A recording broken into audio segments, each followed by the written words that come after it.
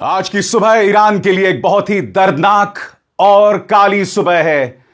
अमेरिकी और इस्राएली हमले में ईरान के सुप्रीम लीडर खामेनी मारे गए हैं। जी हां, सही सुना आपने, आयतुल्ला अली खामेनी इस्राएली और अमेरिकी हमले में मारे गए हैं।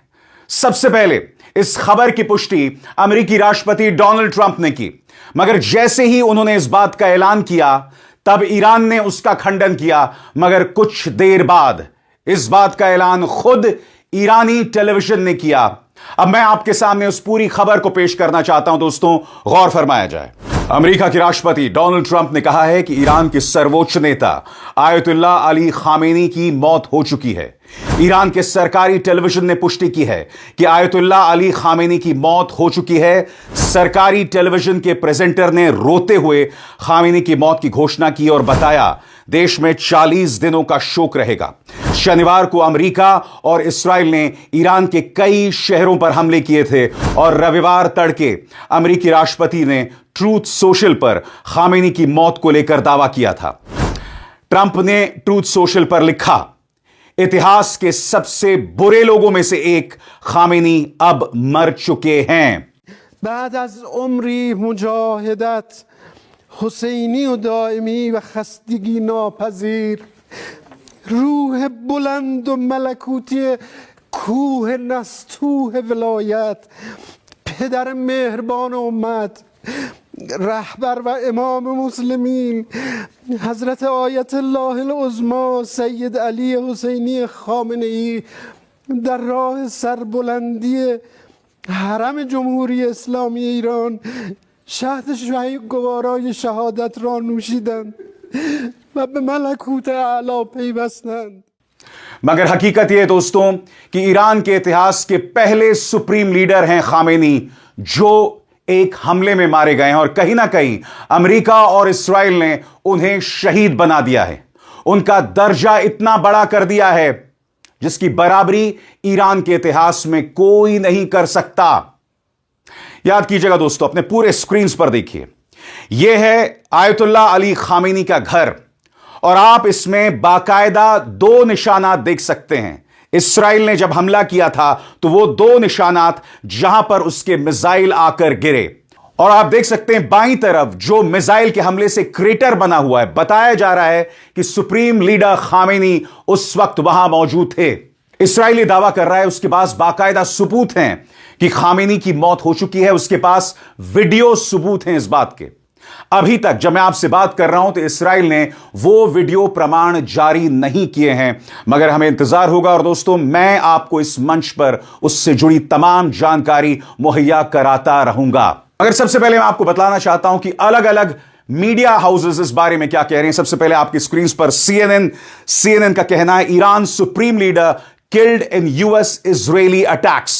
उसी तरह से अगर हम BBC की बात करें तो BBC का कहना है, ईरान के सरकारी मीडिया ने कहा आयतुल्ला अली खामेनी की हो गई है मौत। उसी तरह से जैसा कि आप देख सकते हैं, अल जजीरा ने भी उनकी मौत की पुष्टि की है। हालांकि अल जजीरा ने पहले यह दावा किया था कि ईरान ने उनकी मौत को सिरे से खारिज कर दिया है और उसके बाद अल जजीरा ने भी इस बात की पुष्टि की।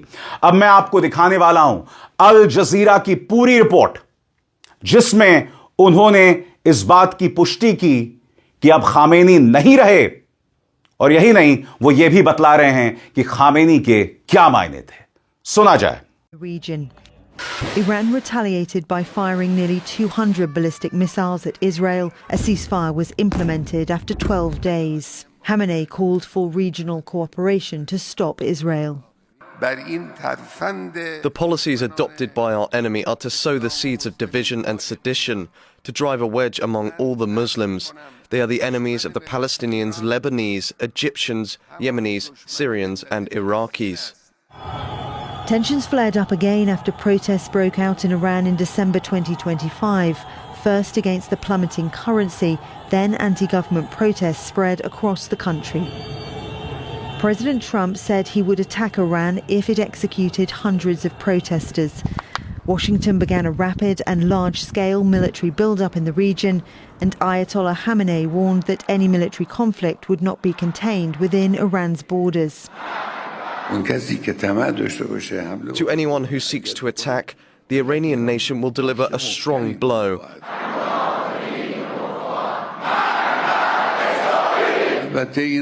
Americans should also know that if they start a war this time, it will be a regional war.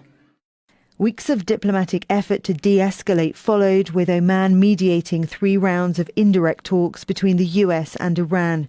Iran had proposed a deal authorised by Khamenei, but on the eve of further talks, Israel and the US attacked Iran.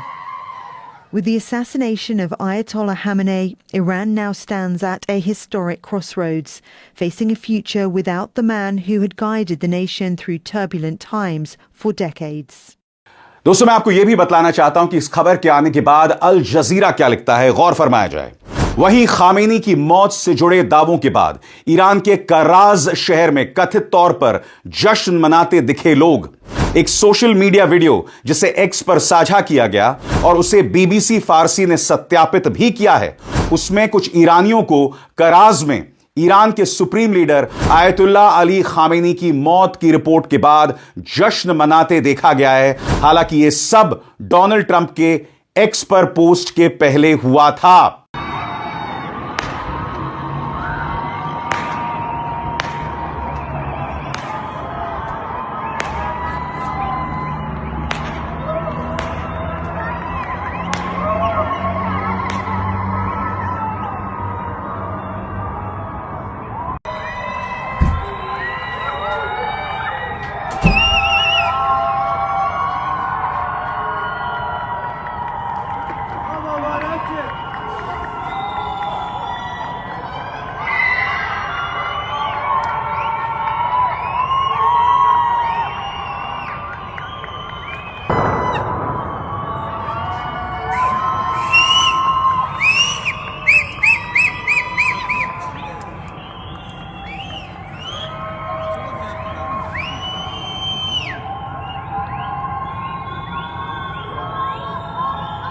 जी हां, America के राष्ट्रपति Donald Trump ने अपने truth social media platform पर यह संदेश जारी किया था जो आप इस वक्त अपने स्क्रीन पर देख रहे हैं। इसका हिंदी में अनुवाद कुछ इस तरह से है। ट्रंप ने अपने ट्रूथ सोशल मीडिया प्लेटफॉर्म पर लिखा, खामेनी जो इतिहास के सबसे बुरे लोगों में से एक थे, अब मर चुके हैं।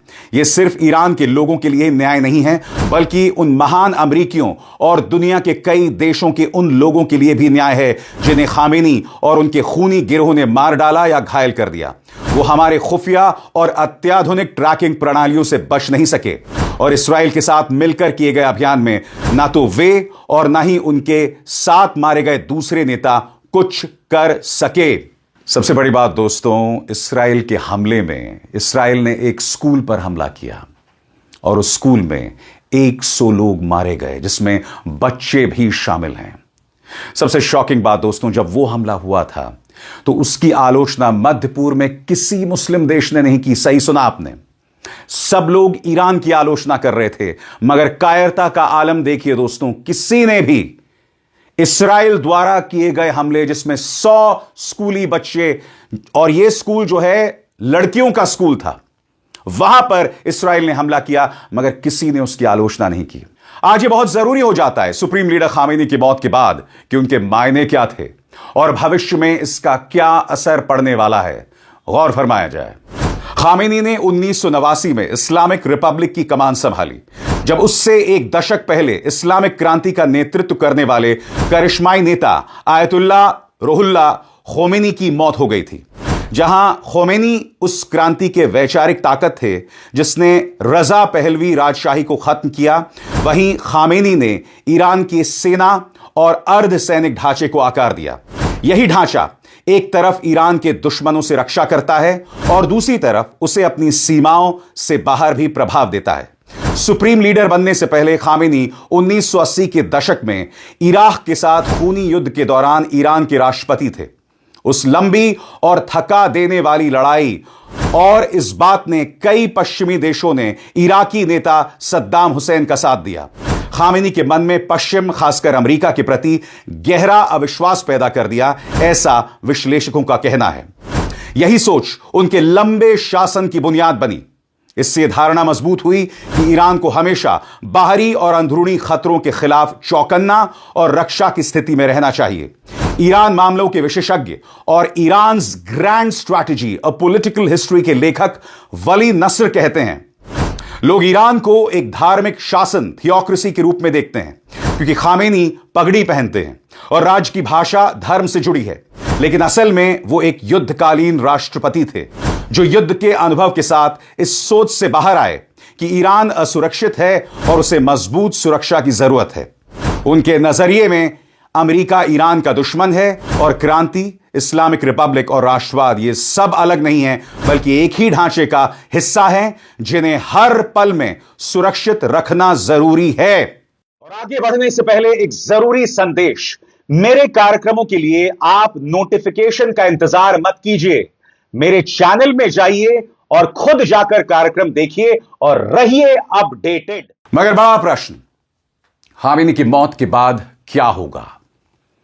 ट्रंप ये लगातार कह रहे हैं कि अब इरानियन रेवोल्यूशनरी गार्ड कोर और ईरानी सेना को हथियार डाल देने चाहिए, मगर हमें जो वहां से संकेत मिल रहे हैं, फिलहाल ईरान झुकने को तैयार नहीं है। सबसे पहले मैं आपको बतलाना चाहता हूं कि खामेनी की इस मौत के बाद, उनके निधन के बाद IRGC यानी इरानियन रेवोल्यूशनरी गार्ड कोर क्या कर रहा है, गौर फरमाया जाए। Islamic revolutionary guard core IRGC के पब्लिक रिलेशंस ने ऐलान किया कि ऑपरेशन ट्रू प्रॉमिस 4 की तीसरी और चौथी लहर शुरू हो गई है।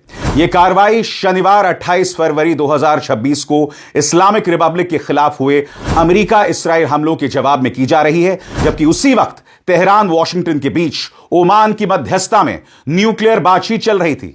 IRGC ने रविवार तड़के अपने तीसरे बयान में कहा कि यह ऑपरेशन लगातार अमेरिकी और ज़ायनिस्ट शासन यानी इसराइल के बड़े सैन्य और सुरक्षा ठिकानों को निशाना बना रहा है। बयान के मुताबिक इस बार ट्रू प्रॉमिस 3 से ज्यादा एडवांस मिसाइलें इस्तेमाल की जा रही हैं जो ज्यादा सटीक और ज्यादा तबाही मचाने वाली हैं।